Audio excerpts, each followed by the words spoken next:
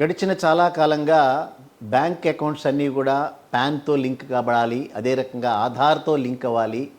Mobile numbers Aadhaar నెంబర్స్తో link అయిన తర్వాత ఇవన్నీ కూడా బ్యాంకుల ఖాతాలతో అనుసంధానం అవ్వాలి అనేటటువంటిది గడిచినటువంటి చాలా కాలంగా అనేక రూపాల్లో ఖాతాదారులందరికీ వర్తమానాలు రావటం, ఖాతాదారులందరూ దానిలో అలర్ట్గా ఉండి ప్రతి ఒక్క తన ఖాతాని మొబైల్తో అనుసంధానం చేసుకోవటం, అదే రకంగా ఆధార్తో అనుసంధానం చేసుకోవటం, పాన్తో అనుసంధానం చేసుకోవటం, ఇవన్నీ కూడా గడిచినటువంటి కాలంగా జరుగుతున్నటువంటి ప్రక్రియ. అయినప్పటికీ కూడా అనేక ఖాతాలు ఇప్పటికీ కూడా బ్యాంకు ఖాతాలన్నీ కూడా పాన్తో అనుసంధానం కాకపోవటం, పాన్ మళ్ళీ ఆధార్తో అనుసంధానం కాకపోవటం గమనించినటువంటి కేంద్ర ప్రభుత్వం మొన్ననే ఒక కీలకమైనటువంటి ప్రకటన చేస్తూ డిసెంబర్ 31వ తేదీ లోపల ఒకవేళ పాన్ కార్డ్స్ కనుక బ్యాంక్ అకౌంట్స్తో అనుసంధానం కాకపోయినా, లేదా పాన్ కార్డ్స్ అన్నీ కూడా ఆధార్తో అనుసంధానం కాకపోయినా, ఇవన్నీ కూడా చాలా తీవ్రమైనటువంటి విషయంగా పరిగణించేటటువంటి ప్రమాదం ఉంది. అందుకని 31 డిసెంబర్ లోపల పాన్ కార్డు కనుక ఈ రకమైన అనుసంధానం కనుక జరగకపోతే ఆ పాన్ కార్డు డీయాక్టివేట్ అయ్యేటటువంటి ప్రమాదం ఉంది అనేటటువంటి చాలా కీలకంగా ప్రకటన చేశారు. సో దాని ప్రకారం కనుక మనం చూస్తే రేపు 31 లోపల ఈ రకంగా అనుసంధానం కానటువంటి పాన్ కార్డ్స్ కంప్లీట్గా డీయాక్టివేట్ అయిపోతాయి. అంచేత ఆ పాన్ నెంబర్ ఏదైతే ఆల్రెడీ అలాట్ చేయబడిందో తిరిగి ఆ పాన్ నెంబర్తో మరొక కార్డు రావటం అనేటటువంటిది దుర్లభంగా పరిణమించేటటువంటి ప్రమాదం ఉంది.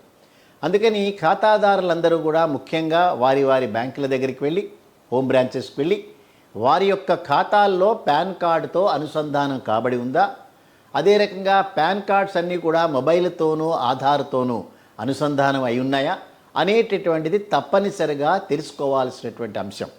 ఒకవేళ కనుక ఇప్పటికీ కూడా అజాగ్రత్తగా ఉంటే ఇక మిగిలినటువంటిది దాదాపుగా ఒక 50 రోజుల సమయం ఉంది అందరి దగ్గర.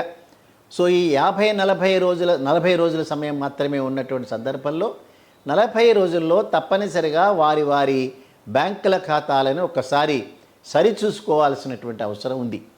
లేని పక్షంలో ఆ 31 డిసెంబర్ తర్వాత డీయాక్టివేట్ అవ్వటమే కాకుండా కొత్త పాన్ కార్డు ఇవ్వటం కూడా అది ఒక సమస్యాత్మకమైనటువంటి అంశంగా పరిగణించాల్సి వస్తుందని కేంద్ర ప్రభుత్వం కీలక ప్రకటన చేసింది.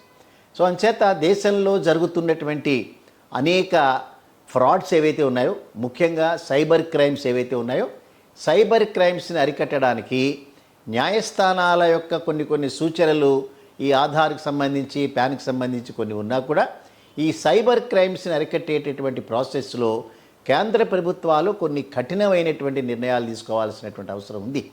అదే రకంగా బ్యాంకుల ద్వారా జరిగేటటువంటి అనేక ఫ్రాడ్స్ ఏవైతే ఉన్నాయో వాటిల్ని అరికట్టాలన్నా, ఫ్రాడ్ చేసినటువంటి వ్యక్తుల్ని ఐడెంటిఫై చేయాలన్నా, లేదా ఒకరి ఖాతాల్లో ఉండేటటువంటి డబ్బు వేరే ఖాతాల్లోకి మారుతున్న సందర్భంలో ఆ జరిగినటువంటి ప్రక్రియ ఏదైతే ఉందో దాన్ని సరైనటువంటి రీతిలో ఇన్వెస్టిగేట్ చేయాలన్నా pan card, Aadhaar card, mobile numbers ఇవన్నీ కూడా చాలా అత్యంత అవసరమైనటువంటి విషయాలుగా ప్రతి వాళ్ళు గమనించాలి, అందరికీ ఉన్నటువంటివి.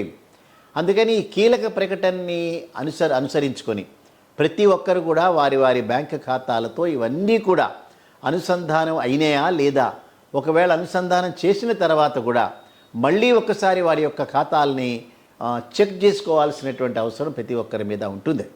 సో ఎక్కడో ఒకటి ఏదైనా పొరపాటు జరగచ్చు, బ్యాంకుల్లో జరగచ్చు పొరపాట్లు, వాళ్ళ యొక్క డేటాని ప్రిజర్వ్ చేసేటటువంటి ప్రాసెస్లో కొంత డేటా డిలీట్ కూడా అవ్వచ్చు.